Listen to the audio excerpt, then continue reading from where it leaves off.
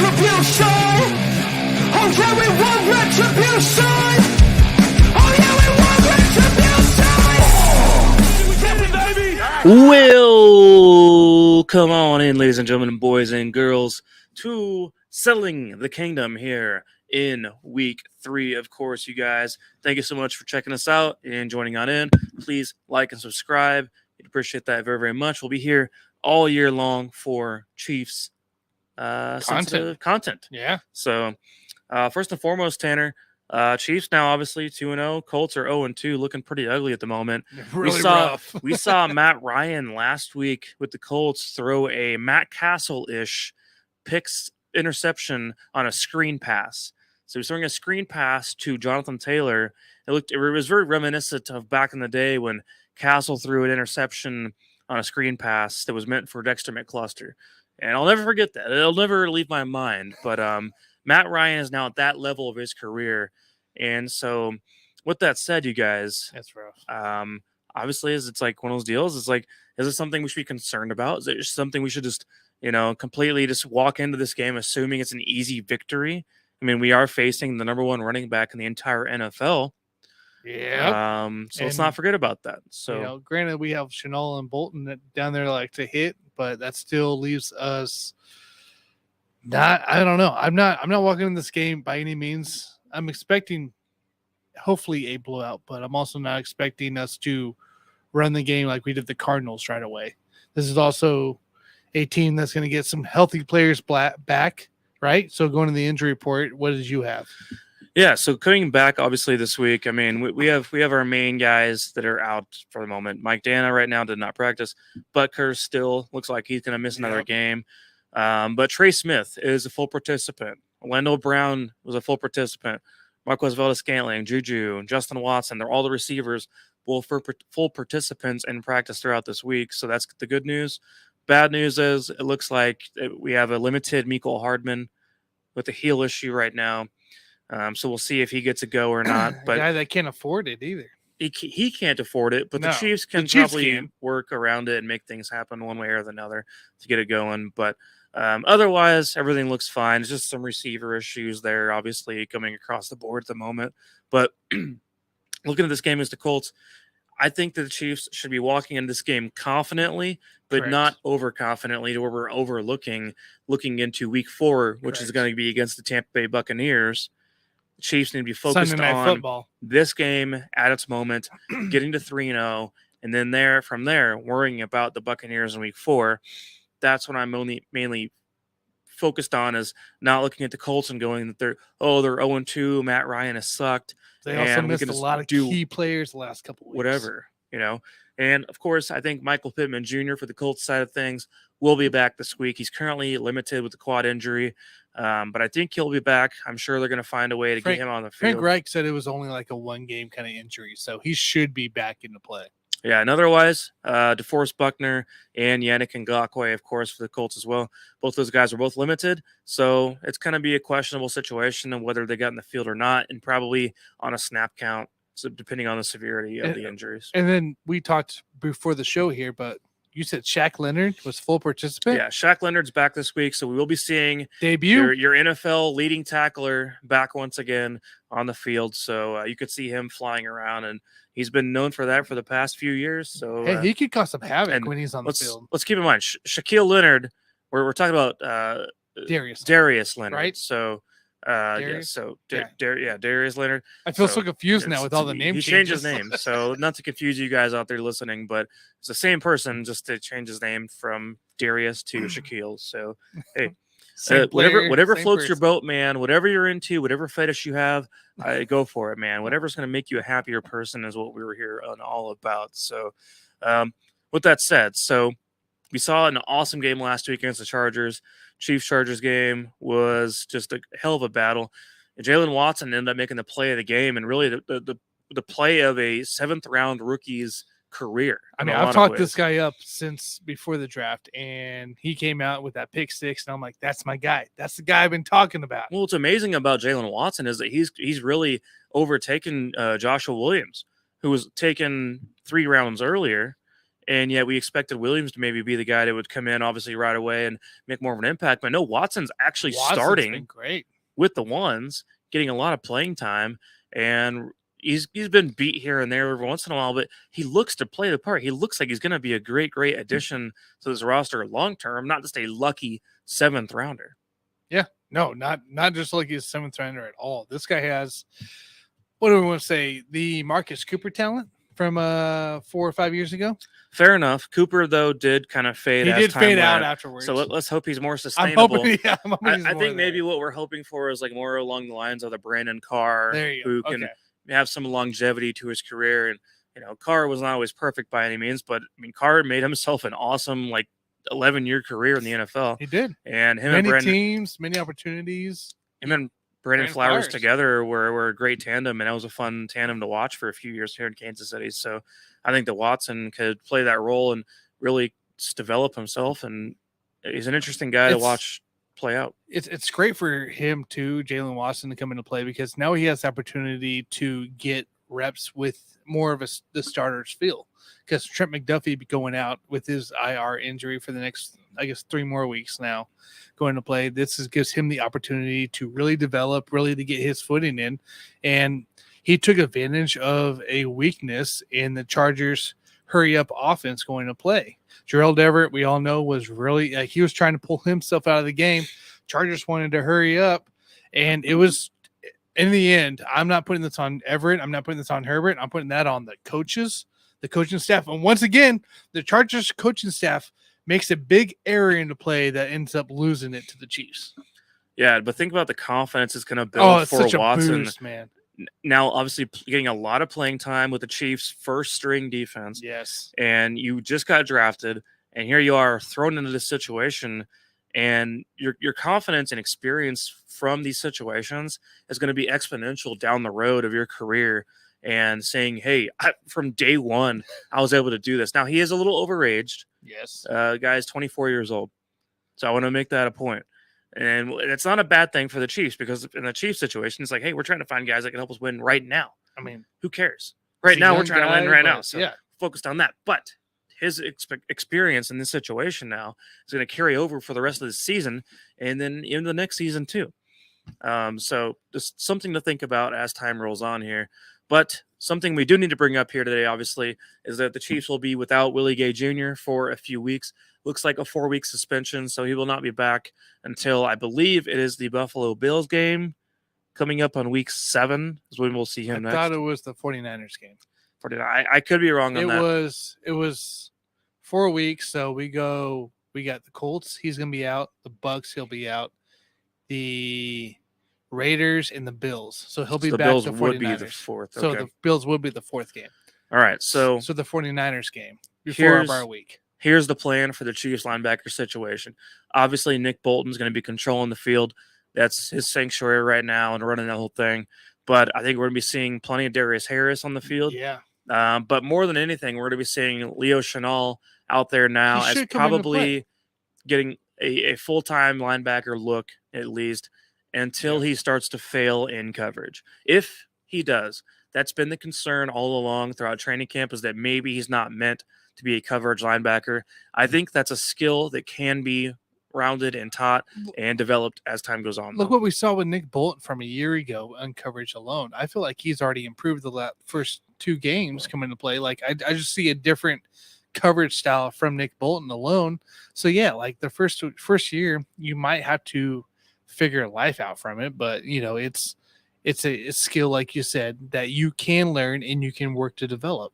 Yeah, the good news is, at least for Leo Chenal, is that we have a guy that's going to wreak havoc. We have a guy that's going to create chaos on the field regardless. And so maybe he's not the best in coverage, but if we are in a run situation defensively, he's going to be a guy to rely on. And I feel fully confidently, if you guys have not checked out the highlight video we put together a few months ago of him, I'm still getting comments on that, by the way. Awesome. I'm glad people are still checking that out, but absolutely dig through our deep dive, do a Leo Chenal Wage War was the music video, and just kind of an aggressive aspect on what Leo Chenal is all about. And we're going to see a little bit of that. I'm personally, as a fan of him, excited to see how he does now in this role of being thrust into a starting position. And I'll tell you this, he's going to be an upgrade over Ben Neiman. You know, we in the past we've had situations like this come up. Ben Neiman too, and right, Ben Neiman with the Cardinals. Ben Neiman with the Chargers. He plays for the Cardinals. I thought it was the Chargers. Cardinals. Am I wrong? Ben Neiman plays for the Cardinals. You're getting me all mixed up now. Hold on. Yeah, we took care of business with him. He did not record a tackle, by the way, in that game. Oh yeah, you're right. But regardless, Leo Chenal will be making an impact on the Chiefs right away. Whether it's in Nick a good, Neiman, that's who got me. My bad. Whether it's in a good way or a bad way, we'll find out as time goes. But when it comes to the run game, I feel very, very good about this. And the reason I even bring that up about Leo is that we're facing Jonathan Taylor right out the gate. Mm-hmm. What better opportunity for the nation's number 1 ranked run defending linebacker, according to Pro Football Focus, to go up against, you know, the best running back in football. This is the ideal situation to be in because he was going to be on the field a lot anyway, because this is what he does best. He tracks running backs like a hawk.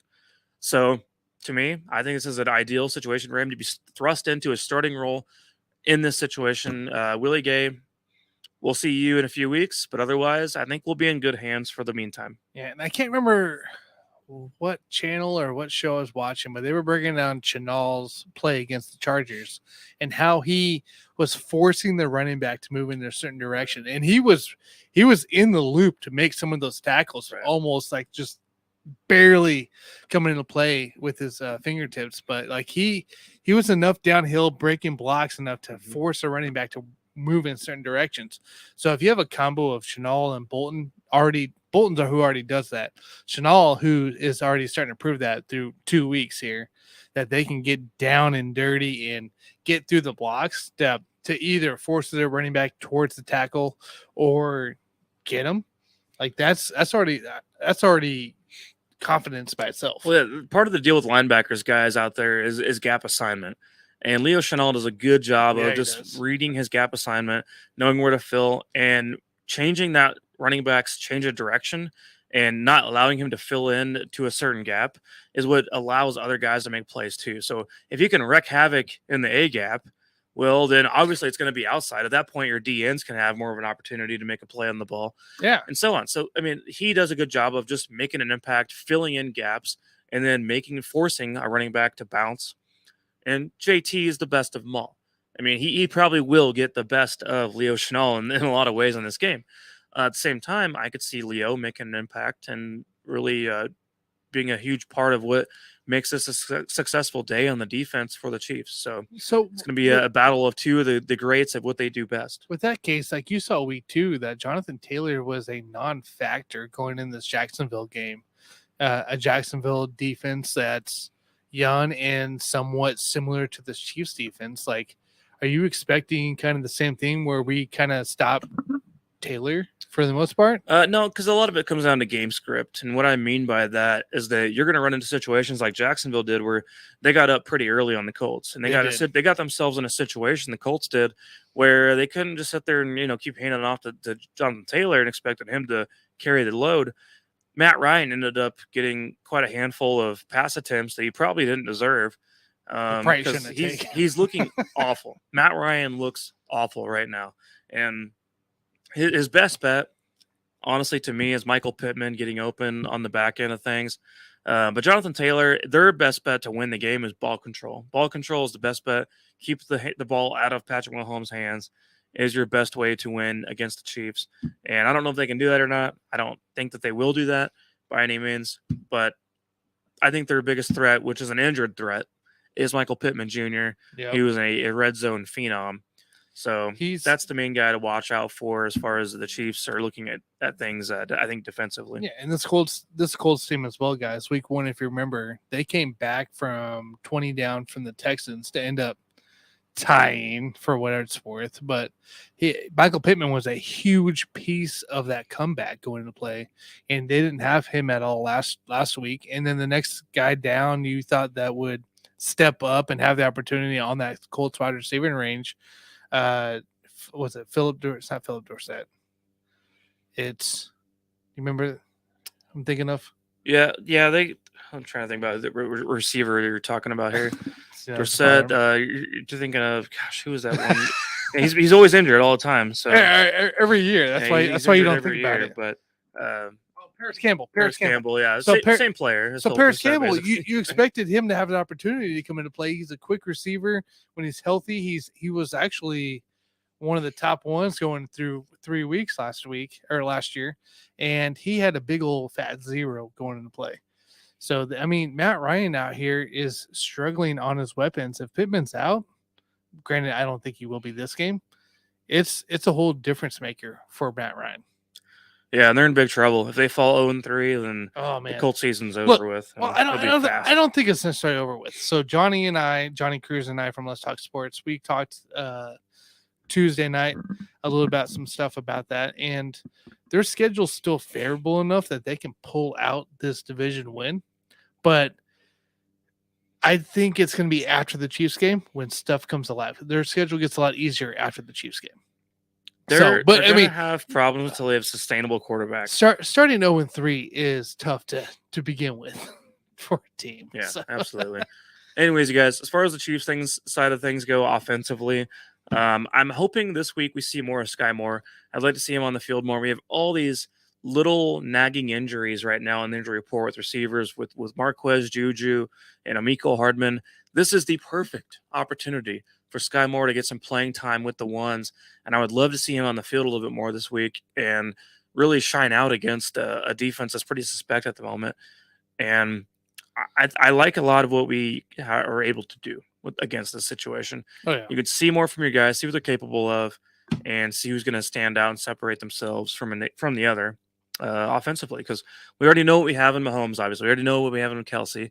But some of these receivers with this grouping of guys who is going to make the next big step up to show themselves as being a huge, reliable target on this offense, it's hard to say right now. It's hard to say which one is going to be the guy to do that, because we've found a way to do it through awesome receiving options throughout the tight ends and throughout the running backs. Clyde Edwards-Helaire is really, really coming alive as a receiving back, and that's something I think will continue on throughout the remainder of this entire season. But I still want to see Juju pick up a little bit more, Marquez pick up a little bit more, but I want to see Sky Moore get opportunities that we have not really seen yet. So what do you think offensively going against the Colts defense, Tanner? What do you expect them to see? For me, I want to see the running backs continue involved in the passing and running game, of course. So mainly Jerick McKinnon and Clyde Edwards-Helaire. Obviously, Jerick McKinnon was also involved he had a touchdown last week going to play, but he was involved when Clyde was out. And I think having that kind of 1-2 combo going to play is the best thing there. So, yeah, I totally get it. I totally agree. No, I totally agree. And so I think that's going to be a whole season full of that, though. We're going to see a lot of combinations of what Patrick Mahomes said, which was, hey, let's not worry about making one guy look good week after week like we did back in the day with Tyreek Hill. It's going to be spreading the ball around quite a bit. So expect to see that unfold and continue on more as time goes on. So that is my thoughts going into this week. Otherwise, guys, I feel like the defense in general could feast. I feel like the offense should feast. On paper, this looks like another blowout, kind of like we felt like with the Cardinals. Yeah. On paper, looks like a blowout situation. It should be. But it's still the NFL. It's still Jonathan Taylor. And it's still professional football team. I'm still going to say this should be closer than it looks on paper, because right now on paper it looks like it should be a Chiefs by 20. Yeah. I'd rather go Chiefs by 12, if I'm going to be honest. I'm fair with that. I was thinking two touchdowns. I'm not thinking like 20, 30 points. I think it will be I expected the Chargers game to be somewhere around that 24 to 30 point game, but I'm not expecting the Chiefs to be within like 30 points of anybody. So give me a 2 touchdown game. Very nice. And by the way, noon game, you guys. So I don't know what y'all are doing, but hopefully you wake up early, get your grilling going. So get all that good stuff going. And I will be at JT's Sports Bar JT's? in DeSoto as my pregame deal. There you go. So I'll be hanging out there. We're gonna have a reserved table. So that'll be nice. That'll be a fun little time. I'll be doing the pregame show. for Let's Talk Sports on Sunday. So I don't know if I do show up, it won't be that time. So it won't be right away.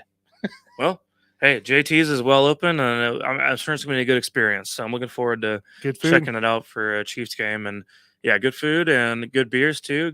Just a hell of a place to hang out, really, for sports. Cool. So what's your final score? What's your prediction score-wise?